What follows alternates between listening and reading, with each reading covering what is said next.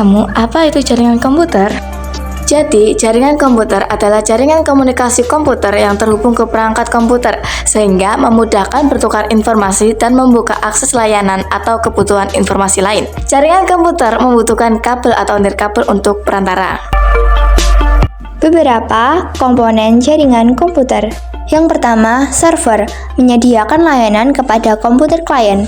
Yang kedua, router, menghubungkan dua atau lebih jaringan, sehingga data dapat diterima dari satu perangkat ke perangkat lainnya. Yang ketiga, ada hub, mengubah sinyal transmisi jaringan untuk kedua komputer dapat saling terhubung.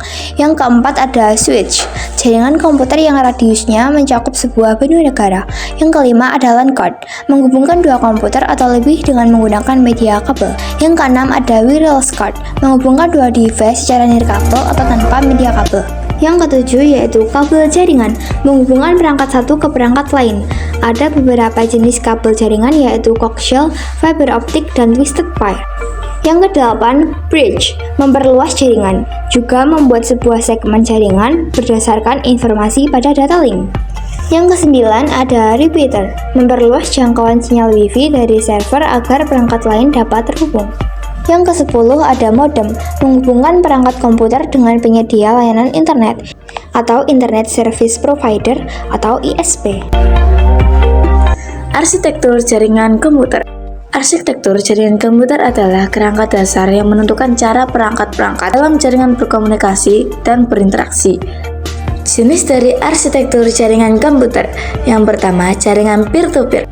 Jaringan komputer yang menghubungkan komputer satu dengan yang lain tanpa bantuan switch ataupun hub. Jaringan ini untuk membangun jaringan komputer kecil seperti di rumah, ruangan kerja, dan laboratorium komputer sekolah. Kelebihan dan kekurangan dari jaringan peer-to-peer. Kelebihannya yaitu semua komputer yang terhubung ke jaringan memiliki hak akses yang sama. Yang kedua, biaya lebih murah atau relatif karena tidak membutuhkan komputer server yang berkemampuan tinggi. Yang ketiga, kelancaran jaringan tidak tergantung kepada komputer server. Kekurangannya yaitu, yang pertama, sistem keamanan jaringan ditentukan oleh masing-masing komputer yang terhubung ke jaringan. Yang kedua, data harus di-backup sendiri oleh masing-masing komputer. Troubleshooting jaringan lebih rumit.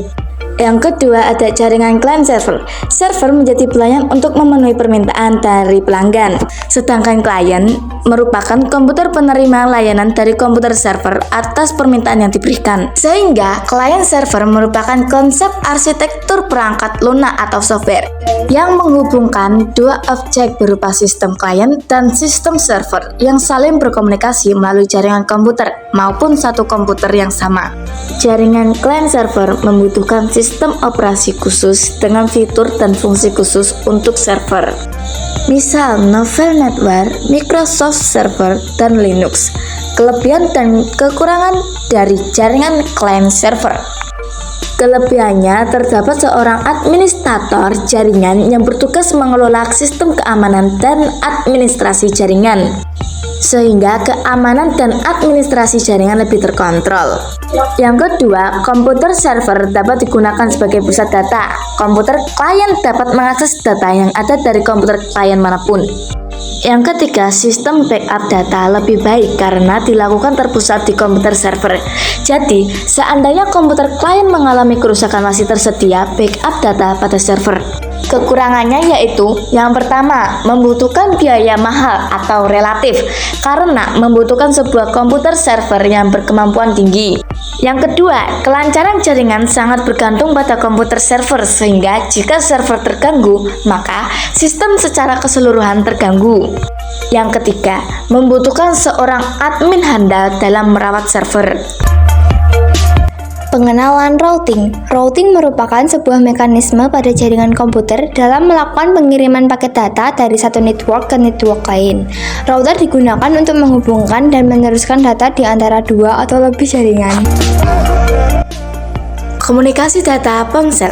Komunikasi data merupakan proses pengiriman dan penerimaan data atau informasi dari dua perangkat atau lebih yang terhubung ke jaringan. Dapat berupa mengirim pesan atau SMS, panggilan suara, koneksi internet, maupun mentransfer dokumen. Jaringan komunikasi pada ponsel. Jaringan komunikasi pada ponsel adalah Jaringan seluler atau jejaring general cellular network yang memungkinkan pengirim dan penerima untuk saling terhubung secara nirkabel. Perkembangan jaringan komunikasi yaitu GPRS, General Packet Radio Service, jaringan internet ponsel dengan kecepatan antara 35 sampai 171 kbps. Kecepatan ini hanya bisa untuk mengirim pesan yang tidak terlalu panjang. 8G, Enchanted Data Rate for GSM Evolution, jaringan internet ponsel dengan kecepatan yang lebih baik dari GPRS sekitar 120 sampai 384 kbps. 3G, jaringan versi 3 dari GPRS yang menggunakan protokol Transfer Data Limited Mobile Telecommunication Technology yang menghasilkan kecepatan 384 kbps sampai 2 mbps. HSPA atau High Speed Packet Access. HSPA ini dikenal dengan 3G yang memiliki kecepatan 600 kbps sampai 10 mbps. Ada juga HSDPA atau High Speed Downlink Packet Access atau dikenal dengan H+. Pada layar ponsel yang kecepatan rata-ratanya yaitu 72 mbps. 4G atau LTE atau bisa disebut dengan Long-Term Evolution, jaringan GPRS versi 4 dengan kecepatan hingga 100 mbps. Sebagian besar ponsel yang tersebar sudah mengenakan jaringan 4G atau LTE loh. 5G, jaringan versi kelima yang mengganti 4G dengan kecepatan mencapai 20 Gbps. Aplikasi sistem komunikasi data. Aplikasi sistem komunikasi data adalah media yang digunakan mentransmisikan data dari perangkat satu ke lainnya. Contoh aplikasi sistem komunikasi yaitu ATM, Automatic Teller Machine. Aplikasi sistem komunikasi data yang digunakan perangkat elektronik memberikan fitur untuk nasabah mengambil uang, transfer, melihat saldo, dan kegiatan lain. Cara kerjanya yaitu melakukan komunikasi data lewat jaringan internet lalu terhubung ke komputer di bank. B. Email, Electronic Mail. Aplikasi sistem komunikasi data untuk mengirim atau informasi melalui media internet.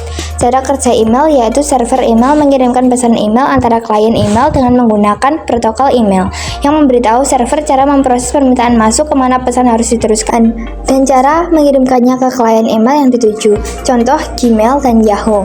E-commerce, aplikasi sistem komunikasi data sebagai transaksi perdagangan online untuk pengguna yang membeli, menjual, dan memasarkan barang dengan media elektronik. Contoh Shopee, Lazada, Tokopedia, dan lain-lain. M-Banking, aplikasi sistem komunikasi data yang mendukung fasilitas perbankan melalui perangkat ponsel. Internet positif. Internet positif adalah salah satu upaya pemerintah memblokir atau membatasi konten tertentu di internet, sehingga pengguna tidak dapat mengakses konten tersebut. Yang pertama, program internet positif. Program ini pertama kali diluncurkan Menteri Komunikasi dan Informasi Menkominfo dengan munculnya Peraturan Menteri Kominfo Nomor 19 Tahun 2014, ditandatangani Tifatul Sambiring pada tanggal 17 Juli 2014 dengan nama Trust Plus Positif. Tujuan program untuk memberi layanan internet aman. Program ini menyaring semua konten di internet sehingga tidak dapat diakses oleh semua orang agar dapat diterima masyarakat dengan aman. Yang kedua, dampak internet positif. Yang pertama, membatasi website yang berisi konten negatif agar tidak merusak moral dan bangsa bagi anak-anak muda. Contoh, berita hoaks mengandung syarat dan konten pornografi. Yang kedua, menyaring situs website yang akan ditampilkan, menghindari adanya berbagai spyware dan malware berbahaya yang dapat merusak perangkat komputer. Yang ketiga, menyaring berita hoaks atau informasi yang tidak benar, sehingga pengguna internet mendapat informasi kredibel dan benar sesuai fakta. Terima kasih telah menyaksikan video kami hingga akhir. Dadah!